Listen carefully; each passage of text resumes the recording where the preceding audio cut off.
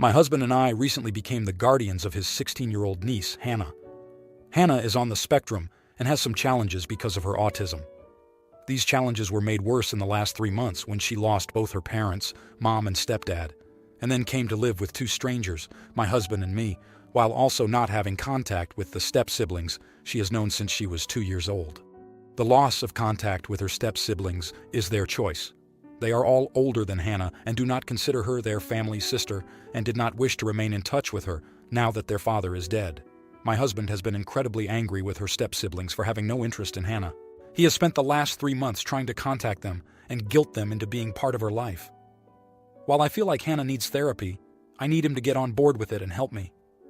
My husband hadn't seen Hannah since she was 18 months old.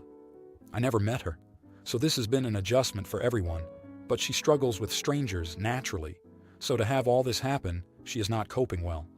But my husband focuses less on getting Hannah the help she needs and acts as though the only thing that will help is to force her step-siblings to stay in touch with Hannah. I think it would help, but it can't be forced either, or they might take it out on Hannah. I have told him we cannot make them stay in touch with her. The other day, my husband and his parents were complaining about her step-siblings, and he was like, "I'm going to DM them again and try to get an answer." I told him he needs to focus more on Hannah right now and less on yelling at people through DMs, because nothing he has done so far in pestering these people has helped Hannah. I pointed out we need to figure out where we stand on getting Hannah therapy because the caseworker is still involved and we can't make any decision we want for her currently. My husband's parents said I had no right to speak to him that way, and I should be just as disgusted as he is with these adults who don't care about their own sibling. My husband, at least, seemed to get a bit of a wake-up call when I spoke, and he told his parents it was fine. But they told me there is no reason to speak to my life partner the way I spoke to him. Am I the idiot? Now, here are the comments. Comment 1. Not the idiot. The step-siblings also recently lost their parents, their home, and their primary family unit. They are deeply grieving, and not the solution to anyone else's problem. I think your husband has misdirected some of his intense and confusing feelings about the upheaval of your settled life and struggled to understand and support Hannah into anger at the remaining elements of the family unit destroyed by tragedy. Supporting Hannah's relationships with the extended blended family could be something to work on in the future. Harassing them and making demands is not appropriate now or later. Your husband is harassing grieving children who just lost both their parents. That is very bad. He should sincerely apologize, accept their grieving at their own pace, and leave them alone until they reach out. Comment 2. Not the idiot. You're right in everything. Also, we don't know what life was like for Hannah's family. The fact that your husband has not seen his niece for 14 years implies a problematic situation. I wouldn't rule out a possibility that older siblings were forced to take care of Hannah and their parents tried to make them responsible for her future. In other words, step-siblings have cut out contact because they are afraid they'd have to take Hannah in. Your husband's insistence makes this worse. It's like screaming, "Come back and take her!" Maybe siblings will be more willing to keep in touch if they know this is not the case. Comment 3. Not the idiot. Although it's sad that the step-siblings don't want to stay in contact, it's their choice. You and your husband have no idea what went on while Hannah was growing up, so maybe they have valid reasons for resentment about how they were treated after Hannah came into their lives. How do you even know if it would help? Your husband needs to stop trying to force them back into her life, and you both need to focus on what the two of you can do to make Hannah feel safe and loved. Now, for the next story. So my family threw my sister a gender reveal and asked all the siblings' partners to be part of the reveal, excluding mine, even though he had been the longest in the family, and we're getting married soon, and the others are just dating. We then had a farewell to a cousin, and again my fiancé was sent around like a delivery boy. Once the farewell celebrations had started, more events had occurred, and each time it was noted by both of us. The fact that it seemed like they didn't really want him around.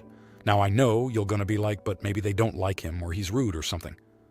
So in order to propose, he did the old school thing and asked for my parents' blessing, and they gave it happily. After a few family events experiencing the shift, I spoke to my family to let them know what's been going on, as maybe it was done unconsciously, and they promised to try harder. The next was the final straw was my sister's baby shower. We helped with the decorations, and then my fiancé was told he needed to barbecue for everyone, but the barbecue was set up at the back of the house, and the event was happening in the front of the house. When we asked if everything can wait for the food to be finished and then start the celebrations, we got told yes. This man prepared everything, or at least what we thought was everything, because the moment he finished and the celebration started, more food was brought to be barbecued. I got dragged to MC the baby shower and had to leave him until he was done.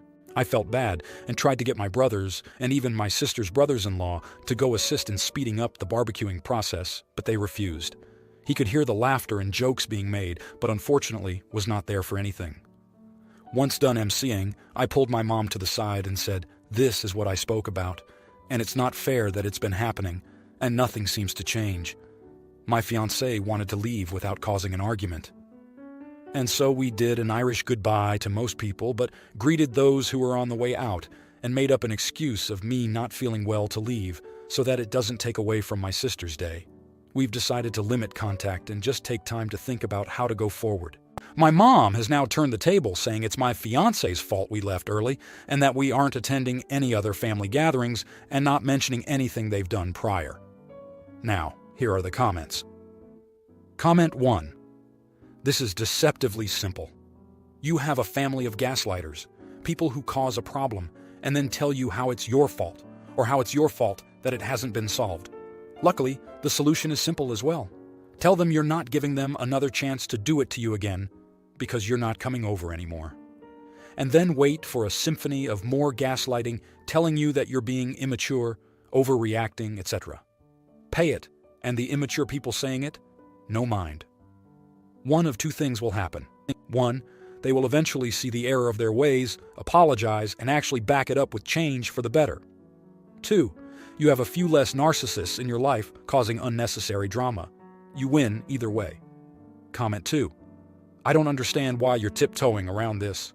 You're the idiot because you should have stood up for your fiancé the first time he was excluded.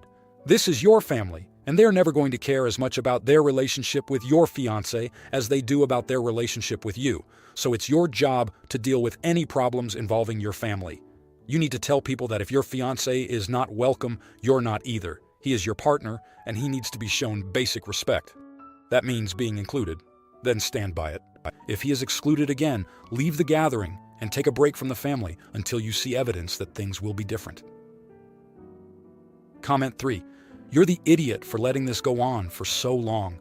Your family has been treating your partner like crap on multiple occasions, and you have done little to nothing but talk about and still go along with their demands.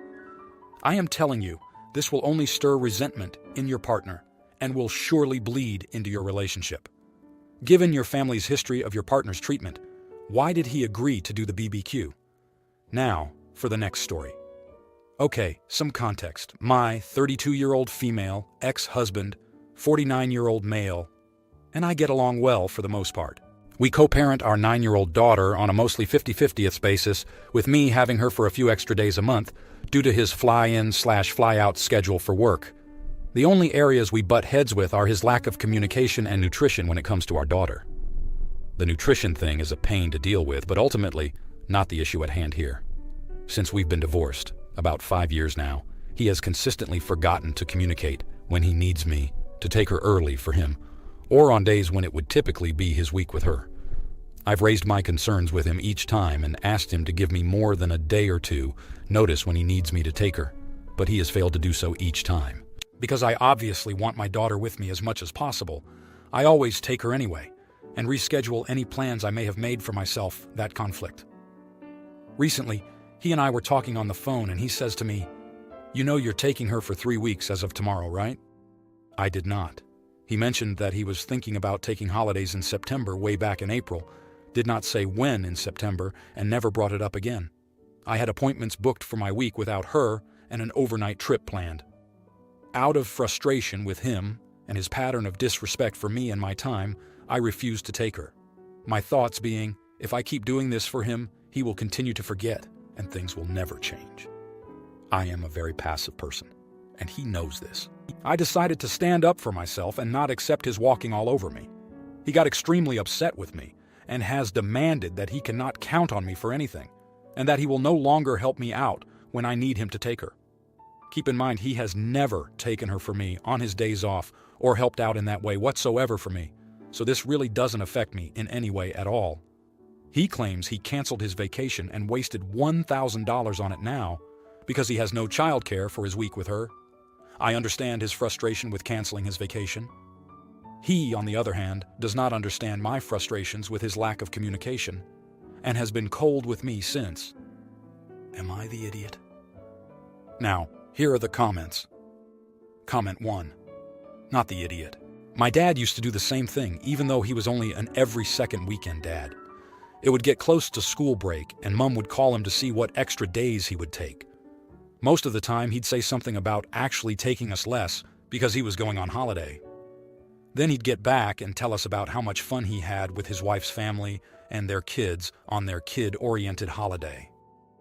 Your ex is a father. He has a commitment to his daughter. That commitment doesn't go away because he wants a holiday. It's unfair to you that he drops these things last minute, but it's even more unfair to your daughter. Watch your daughter for signs that her father is blaming her for not getting what he wants. Comment 2. Not the idiot. If he owned a dog, he'd put more time securing boarding versus what he's secured for his daughter's care starting tomorrow. This is outrageous. What an ass. So this. If I keep doing this for him, he will continue to forget and things will never change asterisk. He wasted vacation money because he failed to plan. Proactively ask and secure your daughter to be with you when he is scheduled to parent. Relax and indulge in me time. Comment 3. So, your husband was 40 and you were 23 when you had your child? Makes me wonder how old you were when you met. Because if he wasn't grooming a much younger woman, then I don't know what he was doing. You're not the idiot. He's manipulating you now, like he probably has since you met him. Start documenting everything. Now, for the next story. Our family has an interesting story. My bio-mother's side and bio-father's side have 2 marriages between the families. One of them is our bio-parents, and one of them is between my bio-mom's brother, 55, and my bio-dad's sister, 54. My bio-mom, Linda, and bio-dad, Chris, actually met at my uncle's and aunt's engagement dinner when both of them were 16. Linda and Chris are still complete wrecks. My bio-dad was the troubled one of the family who would have problems with school or work, and my bio-mom has addiction issues since she is 14. When they met and started to have a relationship, both sides of the family tried to break them up. They even sent them to different countries, but they stole $50,000 USD from their families, managed to come together, and ran away when they were 19. They got married in a third world country, and they had me, male 25, and my twin brother when they were 21 years old. They thought we were dead weights, so they left us in the hospital and went to another country. Luckily, they checked into the hospital with their passports, so the hospital reached out to the embassy. Then they found my grandparents and brought us back home, and we have been raised by our uncle and aunt since we call them Mom and Dad. My parents were charged with child abandonment, but after 10 years of being MIA, the charges were dropped, and our families also didn't try to look for them. 2 years ago, they showed up at my dad's parents' house in a completely renovated look. It turns out they finished their education, had stable jobs in the country, started to get mental health treatments, and they were sober for 9 years, and they have basically put themselves together. At first, for 6 months, they only saw their parents in public places. Then they were accepted into the houses. A year later, they met with us when we were 24. My twin brother and I started to have a relationship with them, and we are somewhat cordial right now. Last week, our abandonment topic was opened, and Linda said it was the hardest choice they had made. I started to laugh uncontrollably after that, and when they asked, I told them they had multiple choices to come back, and they didn't. And our families were right not to trust them, and they would always have their eyes on them, and they should accept this at this stage. Linda started to cry, and they left shortly. All of the family except my brother think I am being too cruel, and I should apologize, but I think they had to hear the unfiltered truth. Am I the idiot? Now, here are the comments. Comment 1. All of my family except my brother. It should mean the world to you that the person that agrees with you is the one that experienced the same journey you did. He knows how it feels. The others? Well, they probably love you, but they have previous history with your bio parents as well. It's a mixed bag of feelings for them. Not the idiot. You feel how you feel, and that's not out of spite. They didn't even leave you at your relatives. They *abandoned you at the hospital. Comment 2. not the idiot. The thing is, they didn't even try to get you adopted. They simply abandoned you. You and your brother could have simply died there.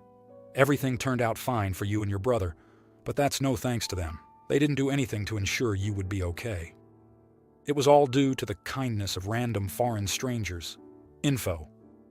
Did they even know you were alive and with their family when they came back? Comment 3. Not the idiot. They abandoned you for crying out loud. They're lucky you gave them the time of day in the first place. You should point out to the other family there is no telling where you and your brother would have ended up if they had not been contacted. If you like this video, you'll probably like these too. Also, while you're here, please consider subscribing. It's your support that keeps this channel alive and allows me to make better and longer videos. Have a great day.